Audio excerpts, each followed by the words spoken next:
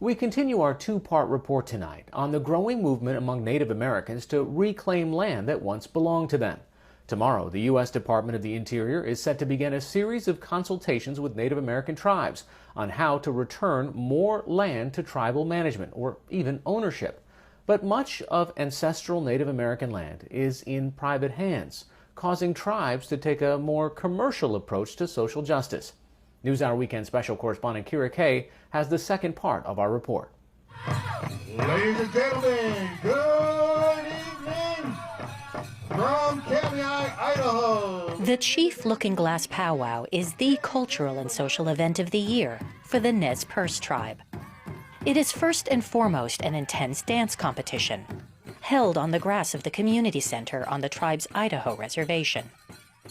Last year's powwow was canceled because of COVID-19, so this is also a bittersweet reunion, with families camping together for the weekend. Here we go, Junior Girls Traditional. Dancers of all ages compete in various categories. Your rhythm and footwork are important.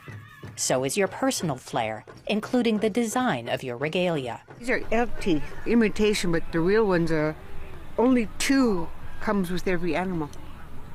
So if you have this many on there, your husband would have to be a very, very good hunter. Well, you have no one to blame but yourself if you're out of shape, because you had a whole year to get into shape.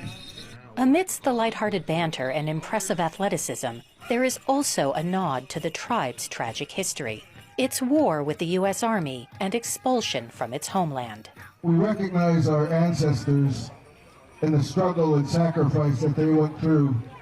And it was during that time in 1877 that our people were driven out of this valley. The Nez Perce fought and fled across 1,800 miles of some of the most difficult terrain on the continent.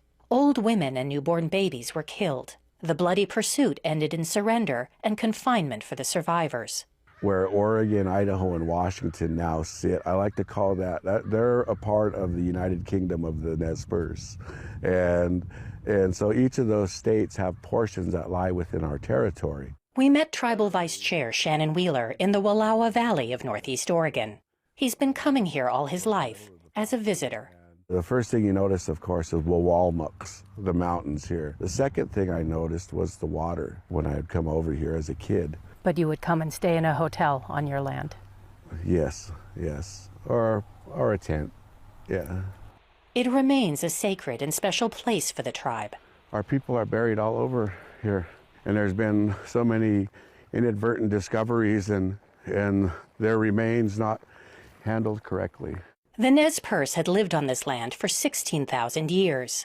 The U.S. government granted them rights to 7.5 million acres, including the Wallowa Valley, in an 1855 treaty made in exchange for access to trade routes to the Pacific. We agreed to live in peace. We agreed to do the things that we promised within the treaty, and our people upheld those things. And the U.S. had accepted that? Yes. And then changed their mind? After gold was discovered. It took like 14 years, and then the United States Army, well, we're going to forcibly remove you now. Their land was reduced to a reservation only 5% the size of the tribe's original territory, much of their sacred spots and rich farmland excluded. At the heart of the lost territory sits Amsakspa, or Land of the Boulders, where the most famous of the Nez Perce leaders, Chief Joseph, held his council. Today, the nearby town of Joseph, Oregon, has become an artsy tourist destination, celebrating Chief Joseph, but with little hint of the ethnic cleansing that led to the creation of towns like this.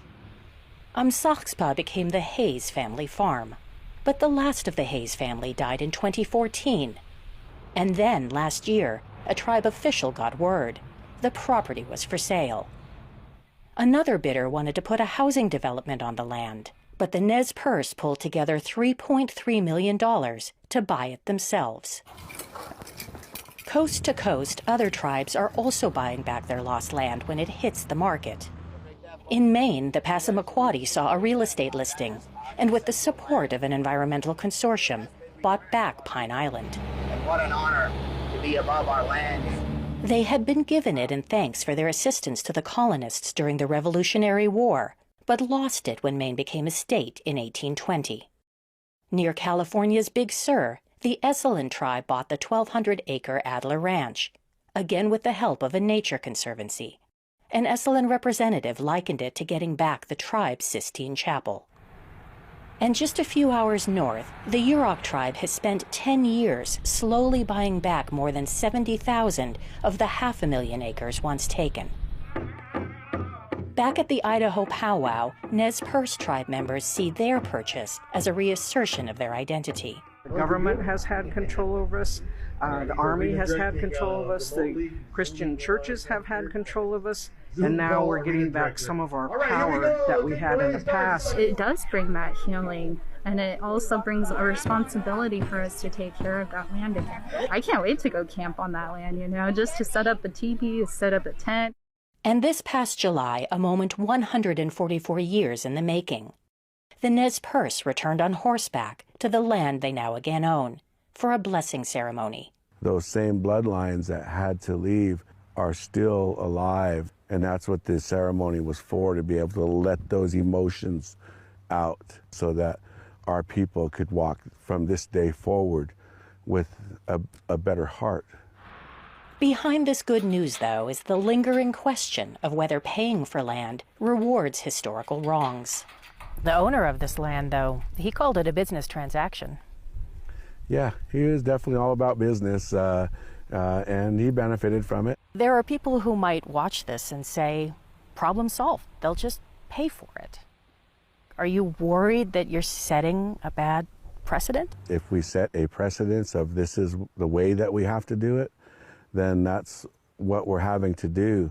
At some point in time in the future, we would hope that the federal government would see that what we did was wrong.